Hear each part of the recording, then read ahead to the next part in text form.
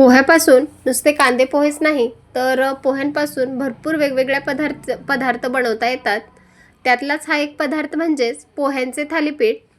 नमस्कार, सोपी रेसिपीमध्ये तुम्हा सर्वांचं खूप खूप मनापासून स्वागत आहे.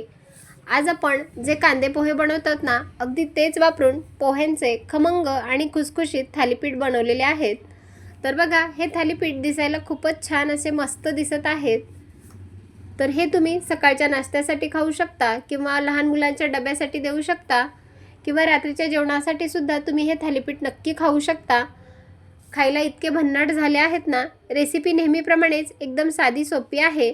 त्यासाठी व्हिडिओ जो आहे तो शेवटपर्यंत नक्की बघा आणि व्हिडिओ जर आवडला असेल तर माझ्या चॅनलला प्लीज सबस्क्राईब आणि लाईक करा. सोबतच बेल आयकॉनवर क्लिक करा. चला तर मग रेसिपीला सुरुवात करूया. पोह्यांचे थालीपीठ बनवण्यासाठी इथे मी 1 वाटी पोहे भिजत घातले होते. 1 वाटी पोहे घेतले, 2 ते 3 पाण्याने स्वच्छ धुवून घेतले आणि एक अर्धा तास आपण ते तसेच भिजत ठेवले होते. तर बघा, आता पोहे जे आहेत ना, किती छान असे मस्त भिजले आहेत. जे पोह्यांचे थालीपीठ आहेत ना, ते बनवायला तर इतके सोपे आहेत, पण बनवायला अगदी खमंग आणि खुसखुशीत लागतात. तर मी पोहे जे आहेत ना, थोडंसं हाताने छान असं कुस्करून घेणार आहे. तुम्ही कधी पोह्यांचे थालीपीठ खाल्ले आहेत का? मला नक्की कमेंट करून सांगा. आणि जर खाल्ले नसतील ना, तर या पद्धतीने तुम्हीसुद्धा एक वेळेस असे हे पोह्यांचे थालीपीठ नक्की करून बघा. तर बघा, पोहे मी छान असे हाताने कुस्करून घेतले आणि आता थोडासा मी पाण्याचा हबका मारणार आहे. थोडंसं पाण्याचा शिंतोडा मारून घेतला की हाताने छान असे हे पोहे मऊ करून घेऊयात. आता यामध्ये आपण पीठ ॲड करणार आहे. तर इथे मी चणा डाळीचं म्हणजेच 1 वाटी बेसन पीठ ॲड करणार आहे. 1 वाटी आपण बेसन पीठ घेतलं. आता यामध्ये आपण बारीक चिरलेला कांदा टाकून घेऊयात. भरपूर सारी बारीक चिरलेली कोथिंबीर टाकून घ्यायची. आता यामध्ये तुम्ही तुमच्या आवडीनुसार भाज्यासुद्धा ॲड करू शकता.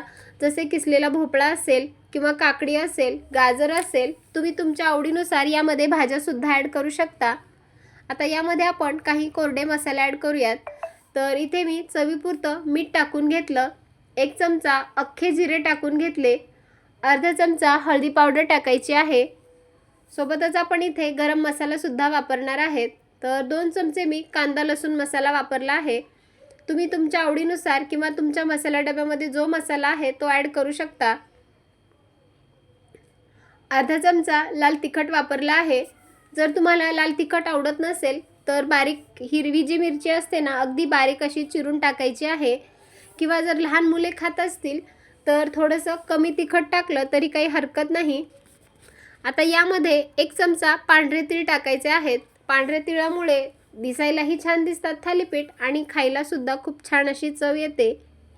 आता यामध्ये 1 चमचा धनेपूड टाकायची आहे.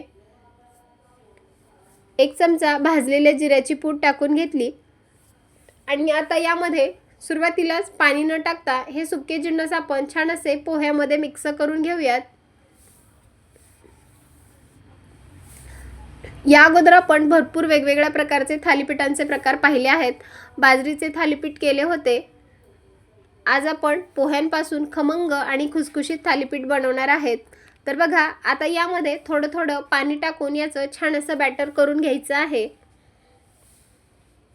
तर बघा, आपण हे बॅटर जे आहे ना, ते छान असं मस्त करून घेतलं आहे. तर बघू शकता तुम्ही या बॅटरची कन्सिस्टन्सी.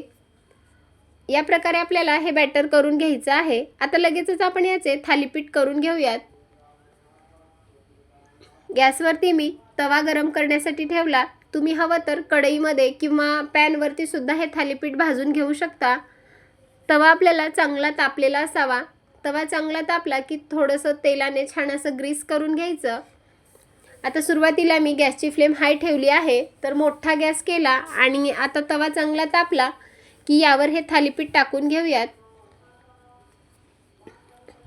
तर चमच्याच्या साहाय्याने 2 ते 3 चमचे तव्यावर टाकून घ्यायचे आणि थोडंसं आपण हे पसरवून घेऊयात.